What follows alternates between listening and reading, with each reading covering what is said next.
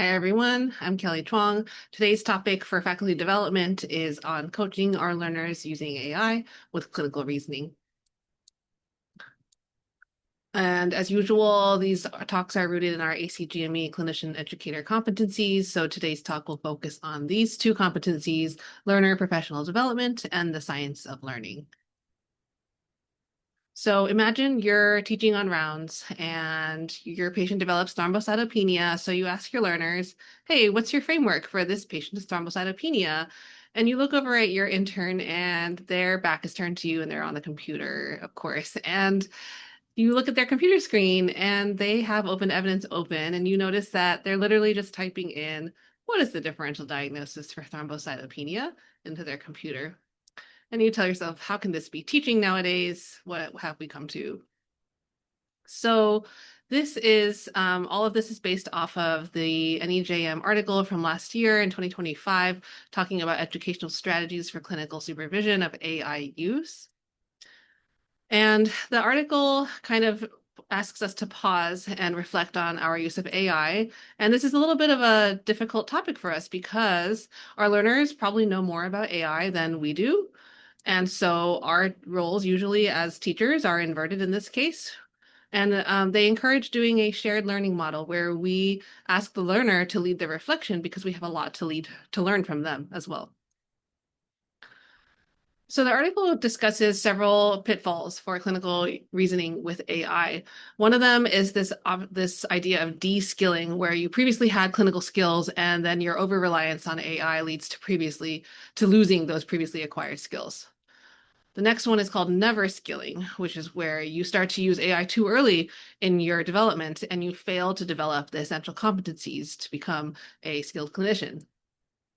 And then the last one is called misskilling, which is maybe potentially the scariest one, where the AI reinforces the wrong ideas or the incorrect behaviors due to the AI's errors or its own bias. And the most often cited figure from this article is listed here. I will kind of walk you through this complicated graph. On the y-axis, we have performance in a clinical skill, and on the x-axis, we have time. And this first curve kind of is maybe most of us. We started training and we developed proficiency as attendings before AI entered our careers. And then this branch point is where if we use AI, effectively, we can actually go into this phase called adaptive practice, where we can actually enhance our existing practice and get even better. And you'll see that for all of these, they plateau. So no matter how much you practice, you will probably plateau at some point. And there's always the risk of de-skilling, losing those skills, and mis-skilling, reinforcing the wrong skills. Then the second curve is maybe many of our senior residents at this point who developed competency to some extent and then started using AI in their career.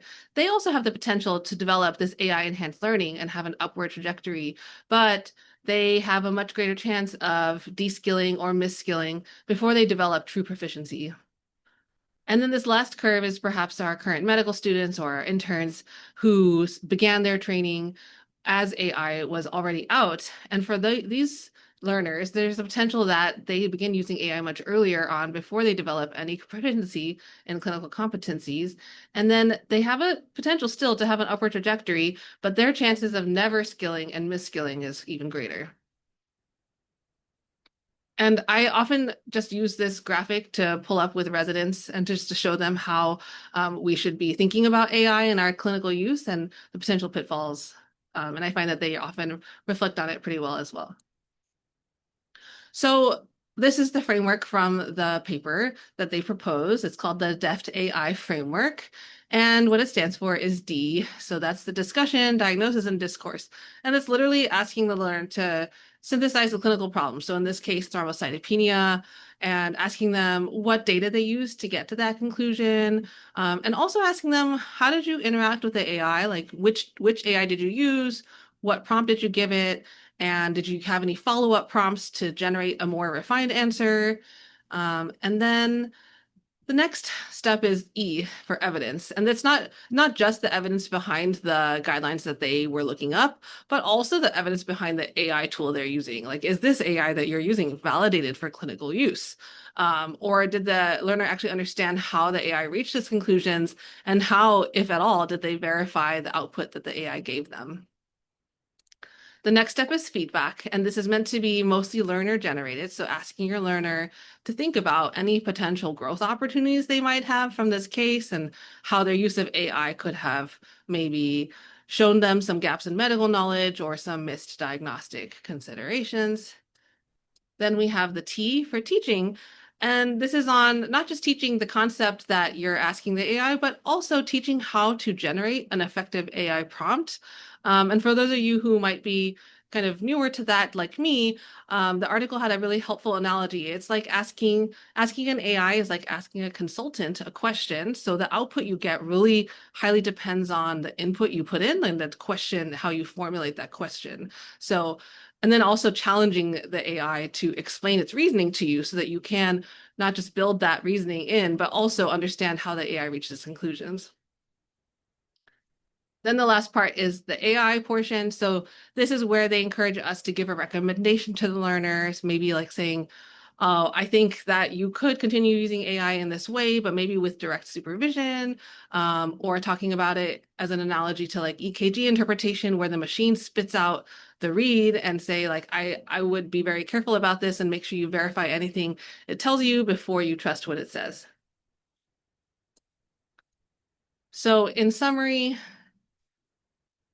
unfortunately, AI is here to stay, so we do have to we have to simultaneously learn how to use it, practice using it, and also teach our learners about how to use AI and clinical reasoning. We can also ourselves model how to use AI to really augment our clinical skills. And of course, there are pitfalls of using AI in the development of our clinical skills, so making sure that those are pointed out to our learners. And then lastly, the DEFT AI framework from this paper can really be used to help coach your learners. And that is all I've got. Thank you so much.